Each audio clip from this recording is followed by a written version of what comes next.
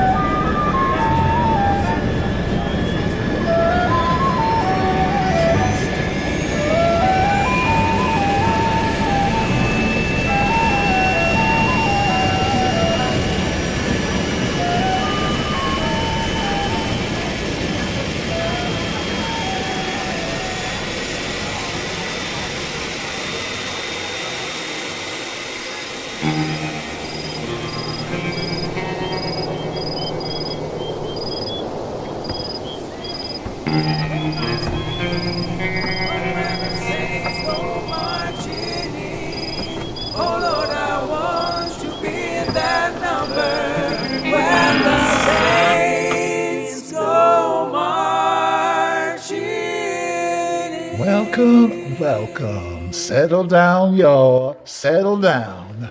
Now, we all know why we're here, and we all know the difference between right and wrong. But some of us just don't care and go right on living their lives, and God help anyone or anything that gets in their way. We have ourselves a situation, and we will stand in judgment, and we will decide if they get to live their eternal life under the golden sky, or if they burn in the fires of hell. Let them speak. Sloth. That's what you're thinking as you look at my face. And that's completely understandable. After all, I am what I am. And let me be perfectly clear about this. I wouldn't change if I could. I'm proud of what I am, maybe too proud. There are even those who've accused me of hubris.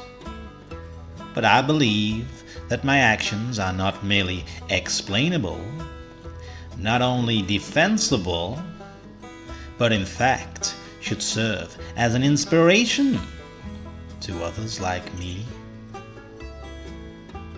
Now, before getting to the admittedly very regrettable incident that brings us here, brings me here. I mean, this is where you are all the time, right? Anyway, let me set some context. Go back to the beginning, if you'll indulge me. It all began when, from a distance, I first laid eyes upon the love of my life, Brady. You must know her. I mean, you're divine beings after all, and there is no more divine creature on earth than my lovely Brady Pottiday. Just to look at her angelic face seemed to call down the rays of heaven themselves. A shining halo around her like... Sorry, I digress. Where was I? Right. Pile up. Deaths. Context. Explanation. Okay.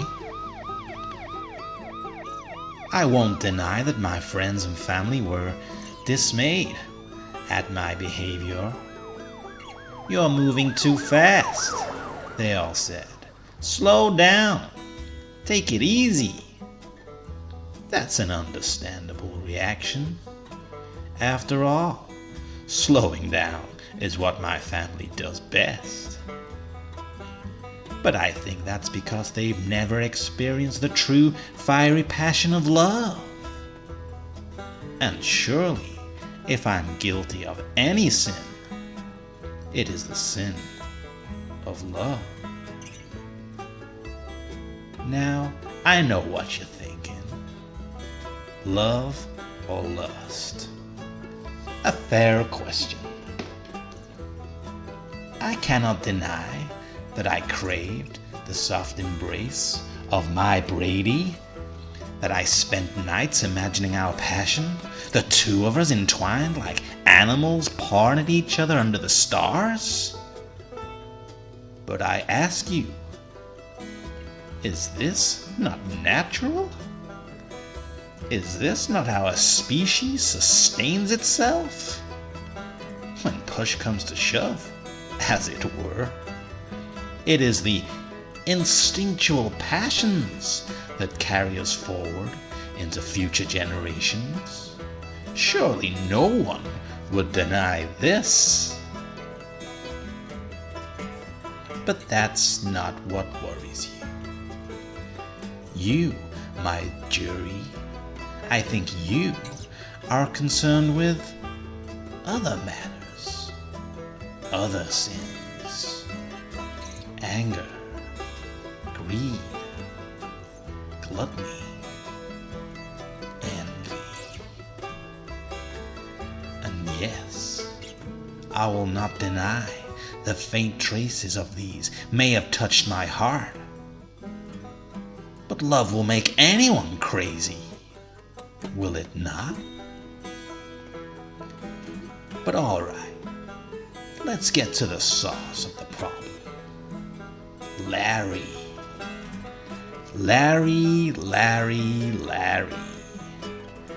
Big-eyed, brown-haired Larry, with that permanent smirk glued to his stupid, hairy face. Hairy Larry. Yeah, I hated him. The way he would just lie around all day, expecting the world to take care of him. And of course, I was jealous of the way he got along with Brady. And for no other reason than being born on the south side of the highway. Had I been born on the south side of the highway, things would have been different.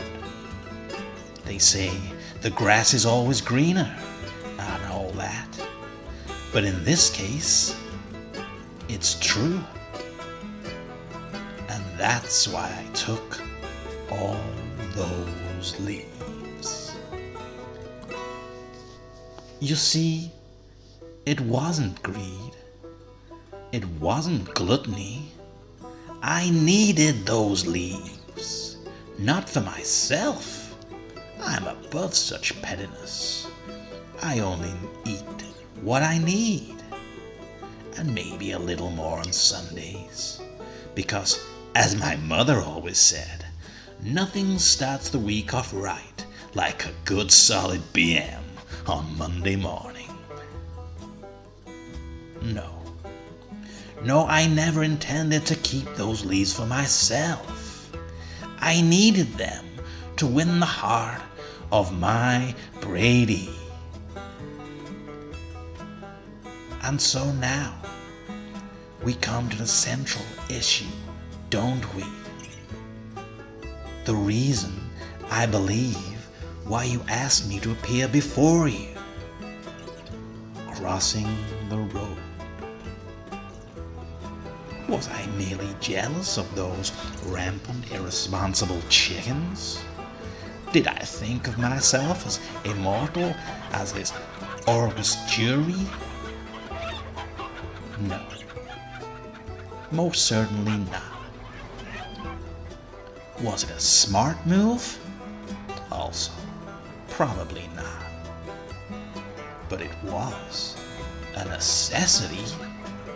I had to brave the rush of those shiny metal demons the human drives along the highways at breakneck speeds. I assure you that I tried to time it so that I'd reach the south side before.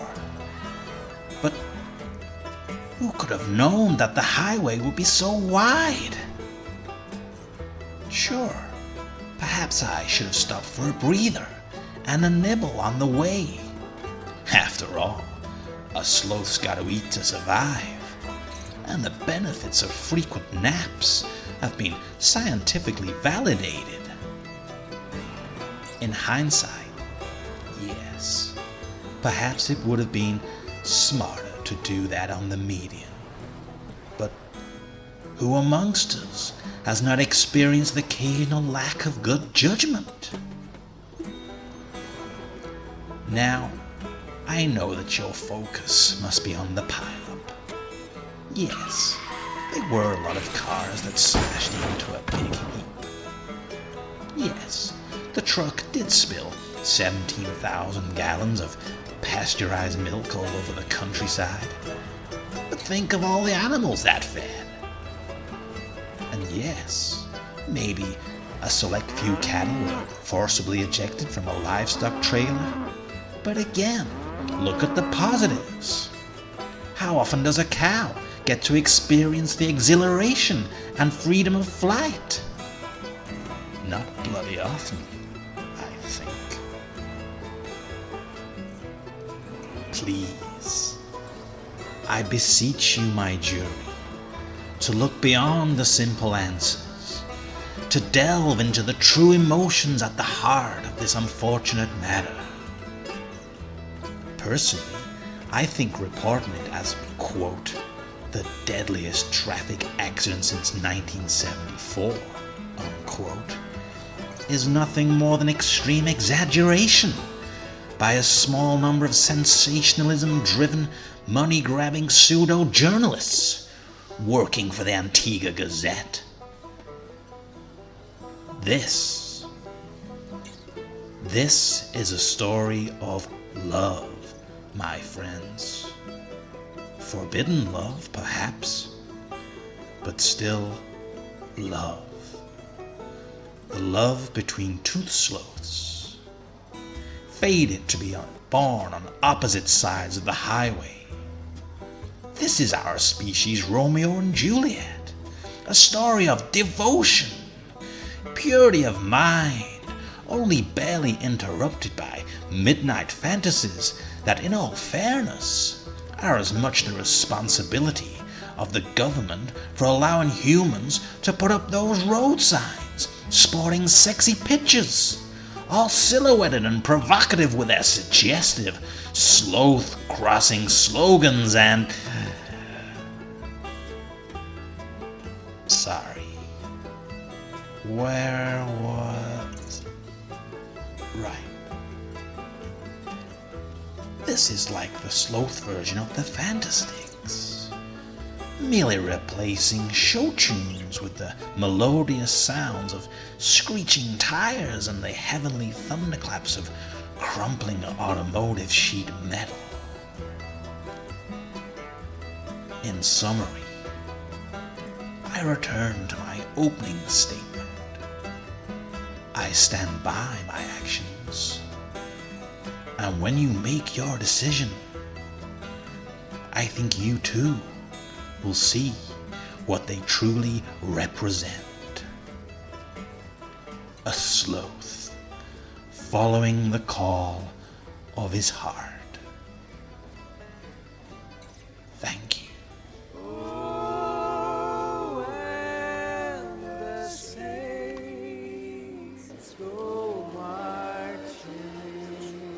Settle down, y'all. Settle down. Now, should Sloth get to live out his life under a green and beautiful land, or should he be sent down? Now, we're gonna hear from a woman gone bad.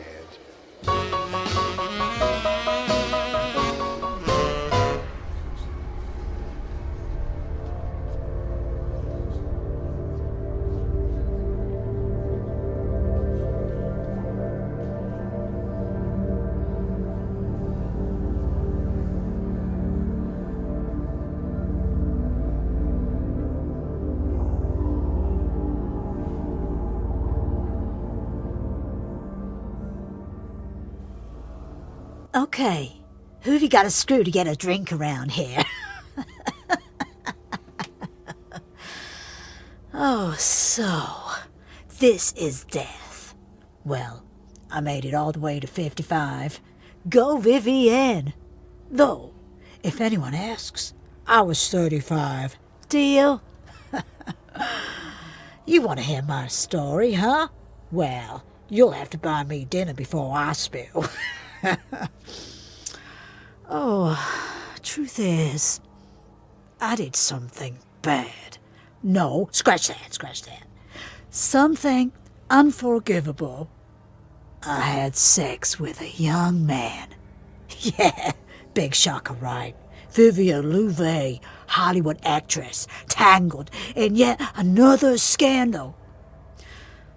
This wasn't a regular one-night thing. This was a 17-year-old boy. Patrick. The boy my own daughter was dating. Can somebody get me a goddamn drink?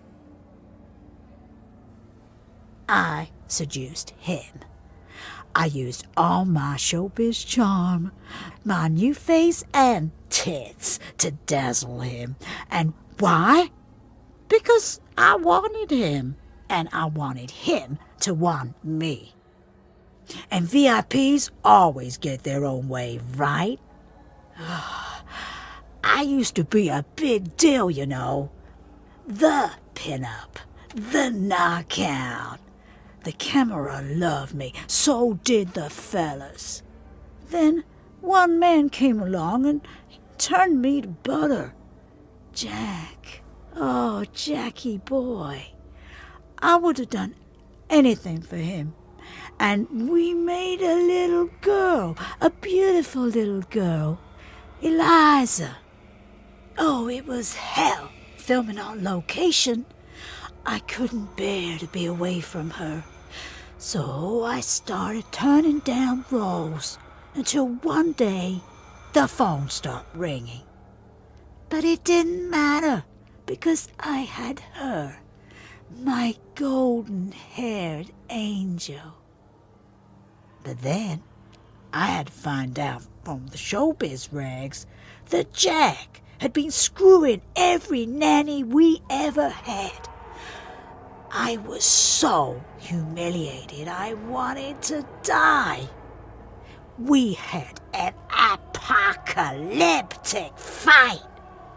Then he walked out the door and he never came back. So I cried a lot, self-medicated, and pickled my broken heart in booze. In the blink of an eye, I was the tragic, washed-up has-been. And through it all, Eliza was so good to me, so kind, so sweet, cotton candy sweet. And with every day that passed, she became more beautiful. Her legs grew longer. Her waist was to die for. Should have been the proud mommy. But the envy, oh, the envy. I began to hate her, and that hatred grew and grew into a molten ball of rage. I couldn't breathe around her. Obsessed over my wrinkles, bitterness written all over my face. So surgery became my new drug du jour. A little nip here, a little tuck there. But I needed more. I ached for youth, and I ached for a man. But my target choice was off limits. Patrick, Eliza's boyfriend, Mr. Hunky Captain of the baseball team, the good boy who said, "Gee, thanks so much for dinner, Mrs. Louvet." Their goofy grins, chaste pecks on the cheek. Ugh! I wanted to poison what they had. Why did she deserve him? He was the shiny trinket I had to have. Lust just eaten me alive. Then, one night, when Eliza was at study group, I telephoned and asked him over, and how I needed his big, strong muscles to carry my wine from the cellar. And along he came, my dutiful little prince. Here's the scene. We're sat by the pool. I'm smoking pot. I offer him a drag. He politely declines. I tease him for being such a tight-ass goody two-shoes. He laughs and loosens up. We smoke, we drink a bit more. Then I lean in and we kiss. It's like oxygen. Next thing, we're tearing off clothes and jumping in the pool, splashing water, two naked bodies entwined under the stars. Hollywood magic, baby. Then her face, framed in the moonlight. Eliza, my angel, watching the scene play out. I stagger out of the pool, explain it's all my fault, but she just stares at me. Then she whispers, "You selfish, drunk, old fool." My blood runs cold. Suddenly I'm aware I'm naked. I back away, but I slip. Guess I must have hit my head because here I am. End scene. Somewhere along the way, I got lost. Because I was broke. I broke the best thing I ever had. My poor baby girl. She's better off without me. I'm not a good person. But you make that call. And anyway, I hear the weather's better downstairs. Boy, just hope they make a decent vodka martini. Oh, and the saints go marching in. You've heard from them both. Neither of them stayed on the righteous path. Now, we have to make the call. And I just want you to know that I have no divine right to decide. They will find out in their own sweet time. Oh, when the saints go marching in. Oh, when the saints go marching in. Oh, Lord, I want to be in that number. When the saints go marching in. Oh, when the saints go marching in. Oh, when the saints go marching in. Oh, Lord, I want to be in that number. When the saints go marching. Into the lift, you flaming grubs. It's judgment time. No point stabbing that up button, Hamlet. You're all going down. Fire and brimstone for you lot. Pineapple.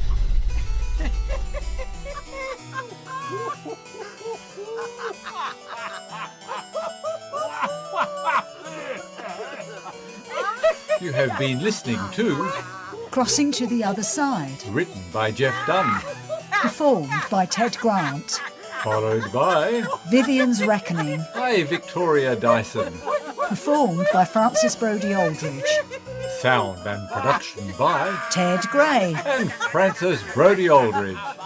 a Make It Right production for Make It Heard.